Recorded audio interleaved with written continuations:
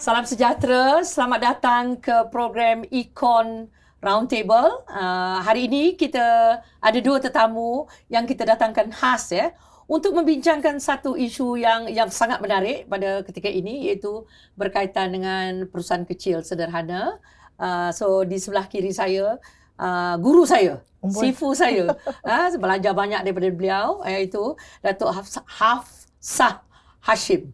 Betul sebab kena sebut yang betul tu. Okey. Dan di sebelah kanan saya adalah abang. Kena panggil abang ni, Abang Iskandar Selamat datang ke studio kita pada hari ini Jadi sebelum kita memulakan perbincangan sebab yang kita nak bincang ni sebenarnya banyak yang di luar sana berkata COVID-19, semua menyebut tentang isu COVID-19. Sebenarnya apa yang kita nak bincangkan pada hari ini dan lebih kepada kesan, okay, maybe not that detail about kesan. The most important thing is the way forward.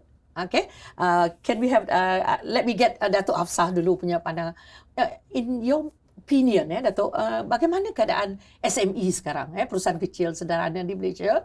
You were with an organisation that was directly involved in promoting SMEs in Malaysia. So maybe if you can share. Okey, terima kasih banyak-banyak Datuk Dr. Madeline dan terima kasih kepada TV Sarawak menjemput saya walaupun dah bersara tetapi nampak gayanya alhamdulillah lah telah dijemput untuk memberi pendapat berkenaan dengan kesiapsediaan SMEs. Menjelang post-COVID, insya-Allah.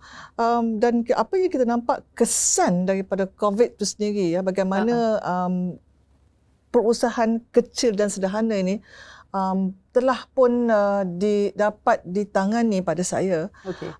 Tidak secara keseluruhannya tetapi melalui insentif-insentif yang disediakan. Kalau kita lihat pada awal COVID bulan Mac 2020, kerajaan telah mengumumkan prihatin. Ingat tak? Yes. So bila diumumkan prihatin, terlupa pasal SME dan baru dia masukkan prihatin kemudian SME. Cepat-cepat. Yang tu saya tak boleh maafkan.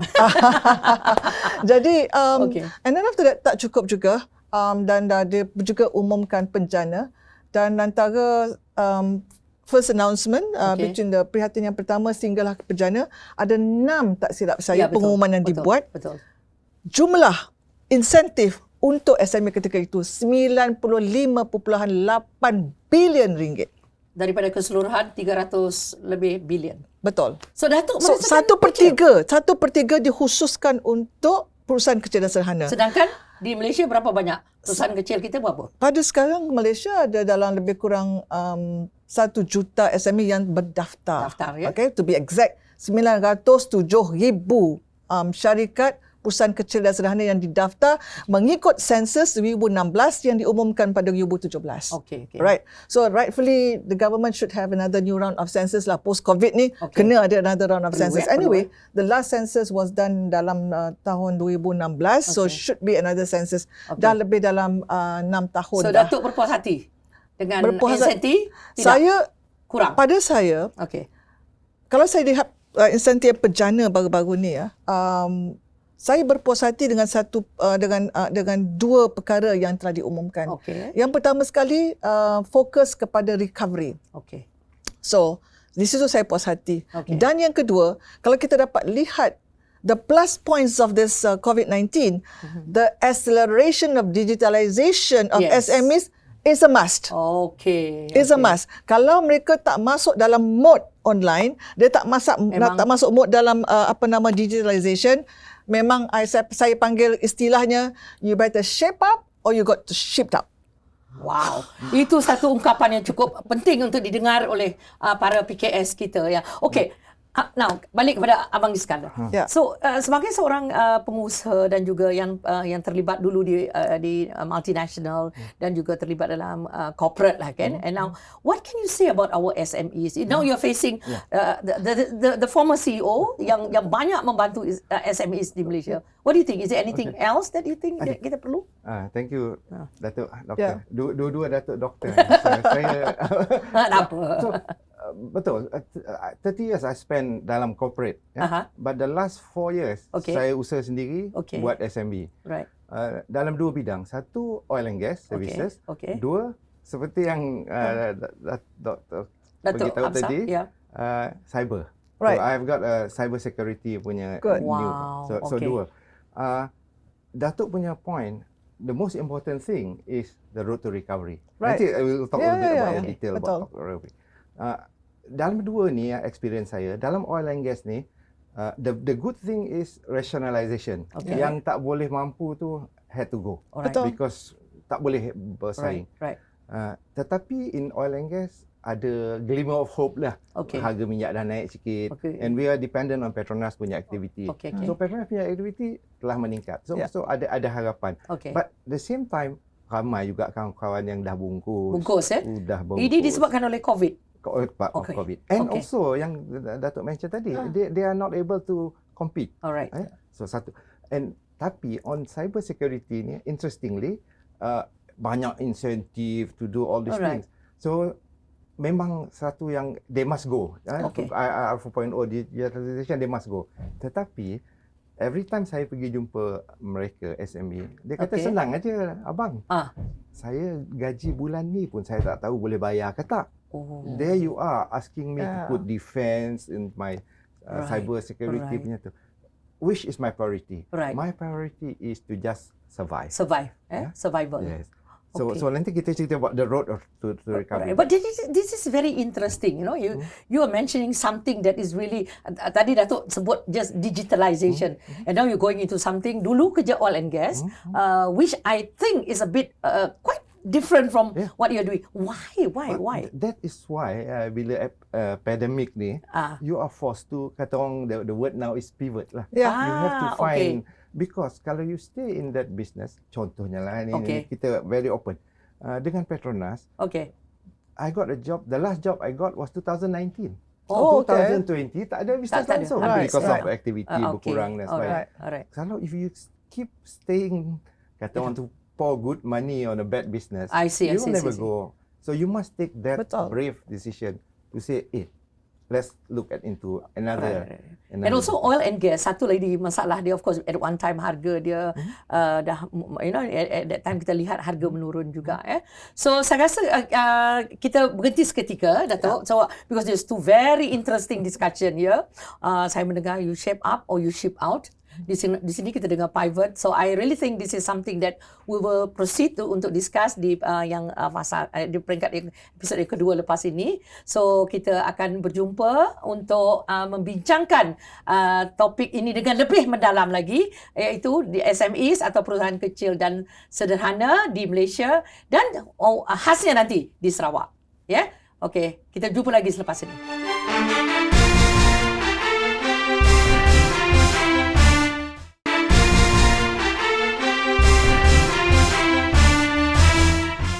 Okey, kita kembali semula untuk membincangkan isu dan juga perkara-perkara yang berbangkit berkaitan dengan perusahaan kecil dan sederhana di Malaysia amnya dan juga di Sarawak khasnya. Tadi ada disebut kedua-dua tetamu kita ada membincangkan tentang cabaran-cabaran yang dihadapi oleh perusahaan kecil. I like the word that you use, you know, you shape up or you ship out. You know, okay, that is really a real CEO punya way. Okay, alright. So, Datuk, bila kita membincangkan hala tuju kehadapan, what is it that we need to do, Malaysia and specifically Sarawak? You know, in Sarawak, the size of our SMEs are very much smaller. So, what is it, Datuk? From your experience, you have worked with SMEs. What is it that we can do? Thank you, Doc. Because tadi sebelum kita berehat, tadi saya ada sebutkan berkenaan dengan acceleration of digitalization and the need for SMEs to go online. Kalau dulu-dulu, before COVID, selalu minta maaf lah orang Sarawak kata the distance between Semenanjung dan Sarawak tu melambatkan penerimaan maklumat dan sebagainya. But sekarang dengan dunia informasi yang kita ada sekarang, sebenarnya maklumat tu boleh sampai ke Sarawak real time. Mana tekan aja terus. No issue bagi syarikat-syarikat yang dekat Sarawak tu dan sebagai belon tu boleh terbang cepatnya. No issue berkenaan dengan bagaimana maklumat tu tak sampai. And no issue berkenaan dengan kelambatan menerima maklumat. Alright. Maka dengan itu bagi saya syarikat-syarikat di Sarawak sebenarnya kena cepat tangkap dan meneliti, memahami, pakai maklumat tu untuk kegunaan mereka sendiri, kerana sekarang distance is no longer an issue.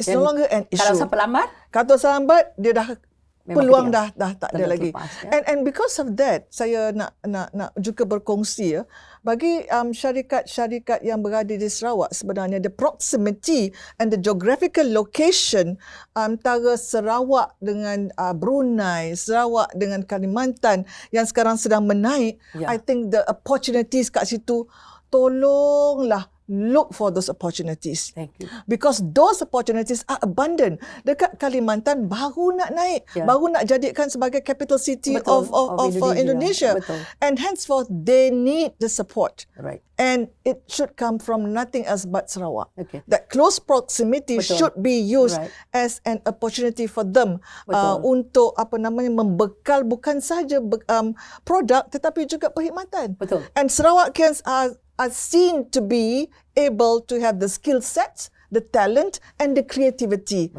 as well as innovation. Exhibit A. Terima kasih tu. I like the idea, the fact that you brought the issue of digitalization, and then of course yang sekarang kami di Sarawak ni sibuk lah dengan kemunculan ataupun dengan keputusan kerajaan Indonesia untuk relocate dia punya ibu negara dia. So ini membuka peluang, and of course BIMEGA has always been there. Kita dengar banyak, and of course the bigger one is of course ASEAN dan sebagainya. Sebenarnya kerajaan negeri Sarawak pun, in fact kita telah melancarkan digital economy kita in fact much earlier. Okay, and the state government have seen the importance of it. Dan kita tahu bagaimana bahawa dengan adanya digitalization kita telah merapatkan jurang. Now, Abang, you are here, alright? What can you say? You are so familiar. Dato' as a CEO, but you as a practitioner dalam nak menjalankan perniagaan ni, apa benda yang boleh dicadangkan kepada kerajaan negeri ke mana-mana lah? Dua poin. Oh, 2 poin je? 2 poin. Lebih pusing hal juga. First point, the amount, percentage of SME contribution daripada SME Sarawak to the Malaysian GDP hanya 6%, 6.7%. Okay. Sabah 6.2. Okay. Kita tak gagal kena tu wilayah. So the other, but that's not GDP contribution. That one is a concentration of SMEs. Yes. Yeah, the numbers. 6.7. The numbers. Yes. Correct. But my point is, you seluruh Semenanjung you campur is 80-something %. Okay, right. So the market is big. All right. Then I go to the second point yang Datuk mention juga. SME, your market. All right. So Sarawak masalahnya kita jaga kampung aja. We always think our market is limited to Sarawak. All right. Or paling sikit Semenanjung. BIMEGA. BIMEGA. Now Indonesia. Right. Shouldn't do that. We should see the world. I see. Our market, if we go with digital dan sebagainya, if we see the world as our market, mindset kita tukar. All right. So that is where, in my case, for example, why I'm in KL. For example, cyber security. Look, it's the whole world. Exactly. Terbuka. You're not talking about KL. You're not talking about Malaysia. So where you are, right. doesn't matter. So there are so many other opportunities in Sarawak. Macam cerita-cerita pada oil and gas tadi. Banyak small SMB that supporting oil and gas. Tapi kat Sarawak, our mind is kita nak support Shell aja, cari gali aja. So kita stay kat situ. Betul. If we say our product can also support South China Sea, pergi lagi jauh-jauh, North Sea dan sebagainya, nothing limits us. So satu tadi, we must see the bigger picture and we must go global. Nothing less. Nothing less. And we have the opportunity. Right. So and we have the people. That's what I was saying. The skills and everything. I think this is an opportunity for us. I mean Sarawak lah, for example, khususnya, but of course Malaysia in particular. We look at the ability of our people. It is there. Cuma di mana masalah kita ni? Kami tadi disebut jago kampung. Saya terbayang saudara mangga saya kat rumah panjang ni. Nak soalan tu. Di mana salah kita? Because regulation kita, proses kita, sokongan kita, still same old kata orang. Okay. Whatever solution Datuk tadi mention, number or duit banyak. Right. But to me, proses dia masih proses lama. The world has changed. Right. after the pandemic and with pandemic ni lagi different. Betul. Real example, I bagi example. We went to India. Ada teknologi nak buat straw minuman daripada palm. Okay. So kita kan banyak palm. Okay. So but our market is the US and Europe. What do they want? They want to make sure FDA approval, so proses banyak semua. peraturan dia kan. Okay. Saya punya application untuk IP patent 2019 sampai sekarang belum keluar. Oh. So that is the kind of example. Alright. I give you a real example. Regulation actually inhibits innovation. Alright. So you do see that also, Dato'? Yes. So when you see your SMEs, you are in charge of berapa ratus ribu masa tu? Well, 1 million about. 1 million at that time. Registered. Okay, There registered.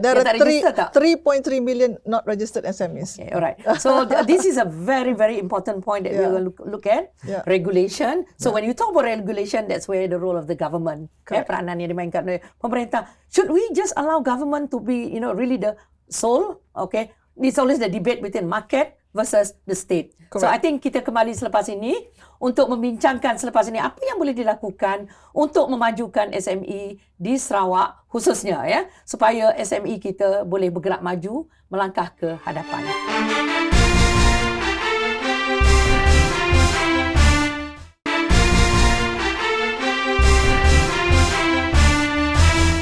Terima kasih. Kita kembali lagi berbincang berkaitan dengan perusahaan kecil sederhana di Sarawak, di Malaysia. Kita ada 2 tetamu khas yang kita datangkan ke studio pada hari ini. Hari ini dah makin hangat dah. Kita telah membincangkan tentang cabaran yang dihadapi dan salah satu tadi yang disebutkan about digitalization, tentang inovasi. Dalam era ekonomi baru ini, the key word is of course, you need to talk about innovation. You just cannot escape. But then there is this word yang muncul tadi yang disebut oleh Abang dan juga tadi kita Tok ZN tadi ialah tentang the role of the state, peranan regulation. Regulation ini macam mana tu? How do you see it? Is it something that we need, or we need to balance the role of the state and the market? The word I think I like your last sentence. There must be a balance. Okay. Regulation is necessary. Okay. But you don't overdo regulation such that it stifles innovation. Alright. Okay. Because kadang-kadang kalau kita tengok dan kita jenguk-jenguk dan kita lihat right. There are a lot of new innovation that's coming in. Right. But that innovation somehow is got caught into being delayed, nak dikeluarkan innovation tu kerana kan ada beberapa regulation yang perlu dipatuhi. Betul. So dengan itu maka saya haraplah peranan-peranan kerajaan negeri dan juga kerajaan-kerajaan persekutuan juga lihat balik mana-manalah kod ada akta ke peraturan ke yang perlu diubah suai dalam dunia orang panggil IR 4.0 ni. Right. Sebab kadang-kadang bila kita tengok dalam IR 4.0 ni AR umpamanya augmented reality. Alih-alih muncullah dinosaur tu because of augmented reality. Right. But then regulation does it allow it for this augmented reality dinosaur to come in.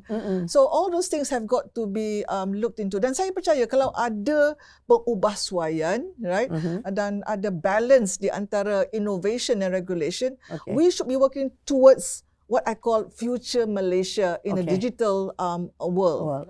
So itu yang saya rasa perlu dilakukan dengan secepat mungkin. Okay, so bermaknanya bukan hanya kita kata we do away with regulation, not necessary, a balance, So we need a good balance between market and also we need regulation also, because like you say, it's a symbiotic lah kind of ini. So you cannot just say leave it purely to the market or kerajaan terlalu sangat. Okay. Now, as a practitioner, Awang pula. So, how do you see, if there is any one area, like you're talking about cyber security. So, I think you are one of those few yang dah mula menceburi bidang IR ni. So, apa lagi yang boleh the state government maybe can that you can recommend to the state government? Okay. So, sebelum itu, as a practitioner, having in the corporate world for 30 years, so bila kita masuk dalam SME ni, there's another word yang I need to share. Agile. Okay. Agility. Dalam bahasa Melayunya would be agile lah. belum. Tak, macam the big corporation, dia macam kapal besar lah. Nak belok tu take time. But Why? Because they overthink, they overanalyze. Alright. Tapi bila saya masuk dalam SME ni, you don't have time for that. You have to kata orang think with seat of your pants. You kena buat all these things. So cabaran untuk SME, they have to be agile. Whether dia tahu bisnes ni dah tak jadi ke nak tukar, nak so kena cepat lah. Kena cepat. But at the same token, whether it's the government, the state, federal, regulation, process semua should be sama-sama agile. That is a very important point. Right. Pergi sana, proses suruh you pergi sana, you get nowhere. Itu yang nanti bisnes kita ni boleh pergi ke negeri lain tu. A good example is macam Thailand. Thailand bukannya halal market, Thailand tak berapa kan. Yes. But they are in the top of the world. Betul. Macam mana pun. Betul. So I think that is to me another most important. So kita sama-sama kena agile, menari bersama. I like sama serentak lah ni. Kalau kata sederap, serentak. So I think, do you think you in your opinion, you have been working with Sarawak and also Datuk lepas ni saya akan tanya juga. Do you think that what is one, if you need to identify one area yang perlu diubah atau perlu ditambah baik ke atau apa yang dalam bidang untuk membangunkan SME ni? Number one, listen. Dengar. Dengar, bukan hanya dengar dengan telinga. Betul. Dengan hati. Dengan hati juga. Because a lot of us bila masuk SME ni, we feel that macam kita tak kena dengar. Kenapa? Because it's always ni program untuk you. You join program ni, buat ni kita ada. It's not the other way around. What do I need? I need ni. Macam Datuk mention tadi kan, off record lah. SME is the only one that will give you with 6 months of business punya performance, you boleh minta loan. Bank kata tak boleh. Bank nak 2 tahun punya auditor dan sebagainya. You don't have time to do all these things. Because you need to be again agile. So listen to our problem. We need to do it fast. Because the market tu cepat. Bertukar with digital dan sebagainya.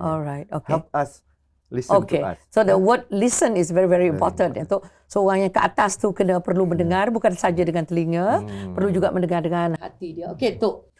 For someone that, I mean you are from the federal lah kan, I mean you are here. What do you think that Sarawak, especially if there is anything that you think that the government should do lah, so that we can move forward tadi. He was suggesting that, listen. What about you? To me, I think one of the most important thing after listening, I would like to see that the policy makers in Sarawak bukan saja listen, but act on it. So it's very important because listening is one thing, because when you listen, you're able to analyze the whole situation to fit into the market requirements dekat Sarawak. Now, you can just listen and you can just minta maaf lah orang kata buat bodoh aja kan. Ada boleh I juga. would like to say that you listen and you act on it, and this one rests on the policy makers. The policy makers must be proactive. The policy makers must be able to analyze the whole entire situation. And this is where kalau boleh big data comes in. You know why big data comes in? Because to me, what you cannot measure, you cannot plan. When you cannot plan, you cannot manage. Real CEO punya thinking. Because this in Sarawak, dah tahu dah 6.7%. From this 6.7%, I would drill the data ke bawah. I want to know berapa yang dekat oil and gas, berapa buat retail dan sebagainya. Then after that, dah listen to dia punya grievances kat bawah, dah tahu apa complaints kat bawah. Then this is where the policy makers must put in the right incentives and the right policy for the businesses to thrive. Ini memang suatu yang cukup menarik tu. When I listen to you, every time I attended your course or whatever, bersama kerja dengan you, these are the things. So hari ini kita telah mendengar dengan dengan semangat sekali dua-dua. Seorang yang pernah ada pengalaman dan seorang sekarang ialah seorang usahawan yang juga terlibat dalam perniagaan ataupun juga dalam SME. So hari ini kita berkesempatan dengan cabaran yang dihadapi dan juga apakah laluan ke hadapan untuk SME, perusahaan kecil sederhana di Malaysia, amnya, dan juga di Sarawak khasnya. Banyak yang kita pelajari hari ini. Saya ucapkan terima kasih kepada kedua-dua tetamu yang sudi hadir, Abang juga Datuk. Sampai sini saja episod kita pada hari ini. Terima kasih kepada tetamu jemputan khas yang sudi hadir berkongsi pandangan. Terima kasih kepada World Trade Center Kuala Lumpur sebagai lokasi studio kita. Berjumpa lagi di episod akan datang.